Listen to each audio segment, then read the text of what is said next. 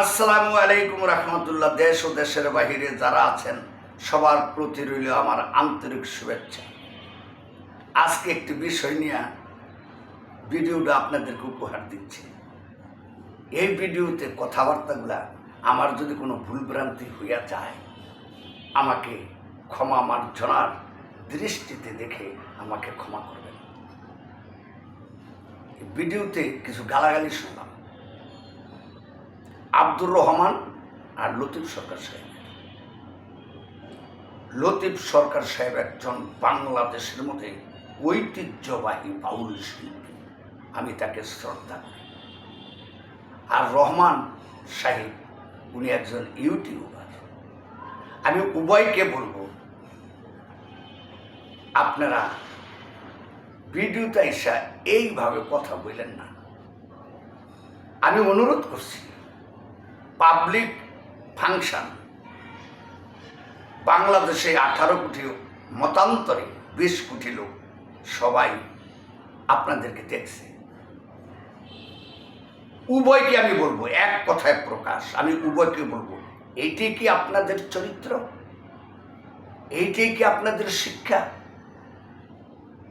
একজনে যদি ভুল করে তারে ডাকেন, ডাইকা 2-4 জন গণ্যমান্য ব্যক্তিবর্গ নিয়ে সত্রিয়ে দেন। এটা হলো ইসলামের নীতি। তো সবচেয়ে বেশি বেশি বলবো আমি, লতিফ সরকার সাহেব বিক্রমপুরে, আমার সোনার বিক্রমপুরে তার জন্মস্থান।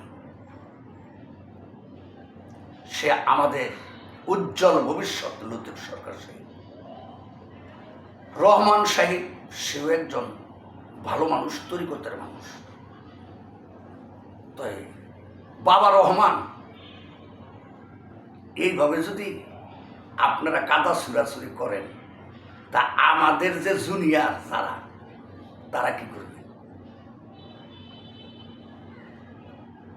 আমি লতিফ সরকার সাহেবকে অনুরোধ করব, আপনার সাথে যদি রহমান বেদবি করে থাকে আপনি রহমানকে ডাকেন, ডাইকা মিরপুর সমিতিতে আসলে তারে চা পানি আপ্যায়ন করাইয়া 2 কথা তারে বলেন। আপনি তো আপনার সেই শ্রেণীর লোক, রহমানের সাথে তো আপনার কথাই আসে না। আপনি রহমানের সাথে কথা বলতে গেলেন কেন? আমার ভাষা নাই, আমি ভিডিওতে কি বলবো। আপনি সোনার বিক্রমপুরের মাটিতে আপনার জন্মস্থান।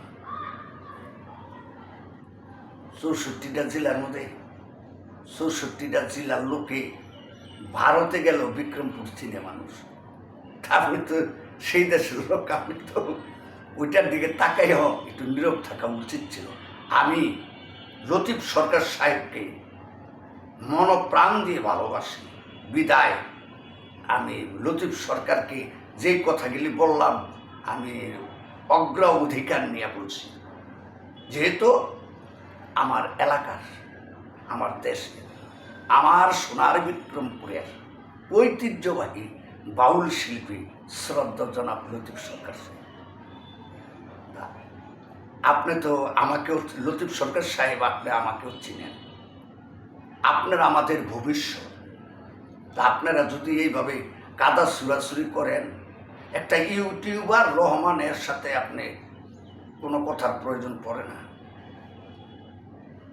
তবে আশা রাখি, আমি লতিফ সরকার সাহেবকে বলবো আপনি আপনার ঐতিহ্য ধরে রাখুন।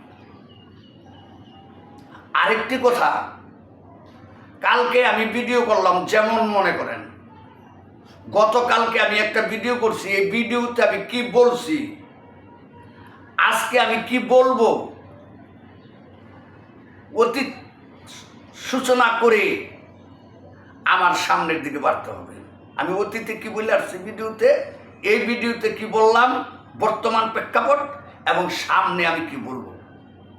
এখন আমার ভিডিও করতে গিয়া আমি কালকে বললাম এক কথা, আজকে বললাম এক কথা, পরশু বললাম এক কথা, ইহাতে কি হয়?